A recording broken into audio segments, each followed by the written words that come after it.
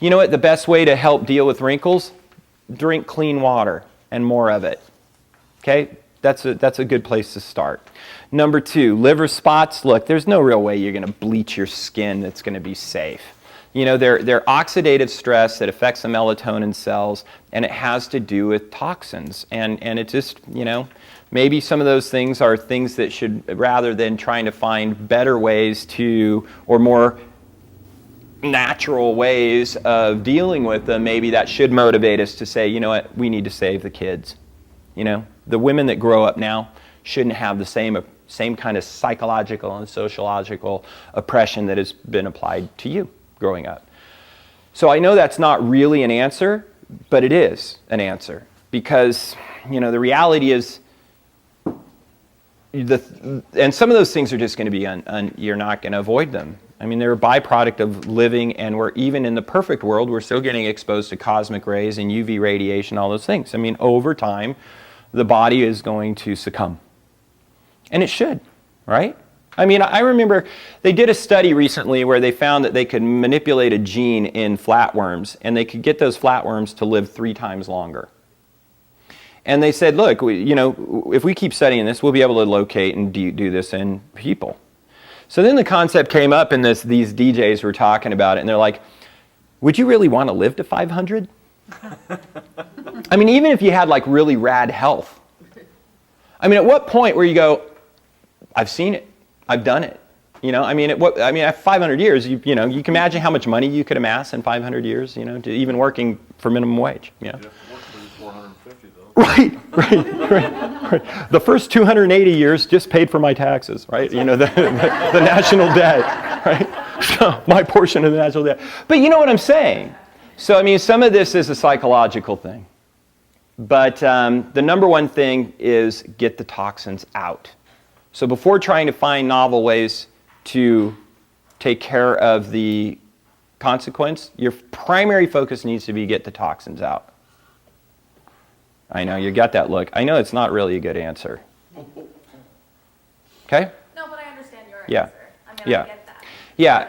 I mean, look, we can look at some of these things. You know, using white vinegar as a disinfectant is infinitely more safe than using ammonia or bleach. And it works pert near as good. You know, one of the best conditioners you can use for your hair, coconut oil. I mean, it works awesome. It takes a little practice to figure out how to dose it, to get it work through the ends, but that's all my girls use. Okay? Except for Rachel. She's still a product junkie. But the girl, Kate and Ellie, that's all they use. You know, using egg whites as a saponification thing to wash your hair works great. You ever had an egg toss? Boom, gets on you. You try to, it lathers up. So there's all kinds of things you can use. You know, that you just and just Pinterest it. You know, it's really quite easy nowadays. So to get that data, they don't work quite as good, right? I mean, using hydrogen peroxide with a teaspoon of borax in your washing machine isn't going to get your whites quite as white as if you use, you know, a cup full of bleach.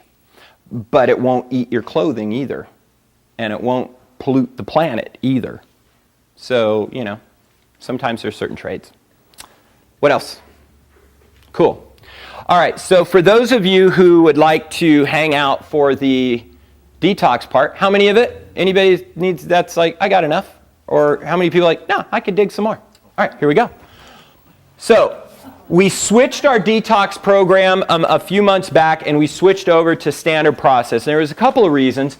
The primary reason I didn't like our 28-day program was not that it didn't work. It actually worked really, really well. Okay, we had a couple of people that were on diabetic medications, are now totally off their diabetic medications. Their diabetes is 100% under control.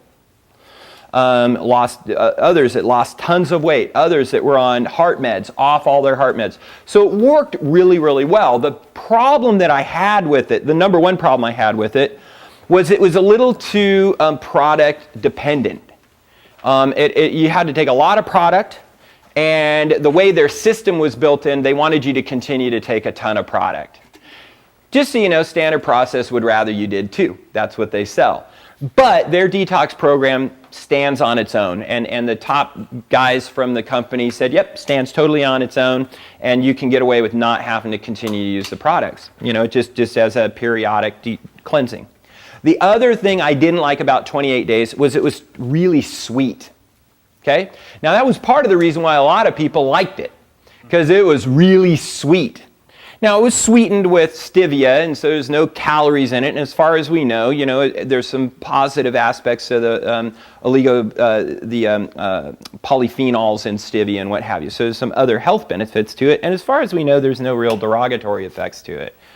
So, but it was too sweet. And what that did was it had people at the end, they still had a sweet tooth. And that made being able to continue the program very difficult, unless you just stayed on the products, which can become cumbersome and expensive and everything else. So I didn't like that. What I like with the Standard Process, number one, all of their stuff is truly organic whole foods. As a matter of fact, they welcome people to come out, anybody, come out and tour their farms.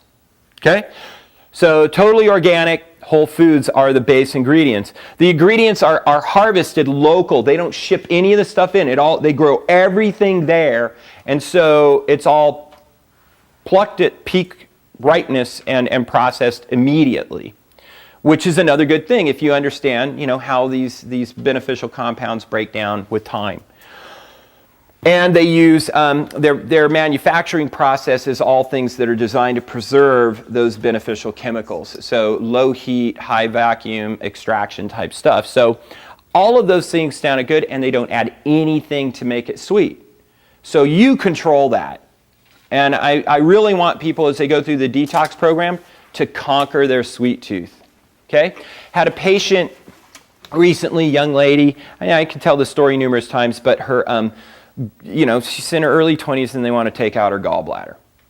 And you start going, wait a minute, you know, why would somebody in their 20s, why would their organ already rot? Why is it already filled with sludge? And part of it is you need to understand what the liver does. You know, the liver packages up toxins into bile salts. Now, it uses that to eliminate, you know, and it dumps it out through your waistline, you know, your alimentary canal.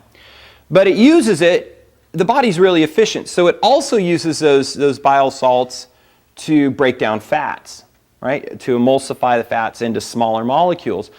So when you see these things like gallstones, it's all this crud builds up. It's this sludge that builds up in the gallbladder. So it's signs of toxicity, and it's signs of too much sugar.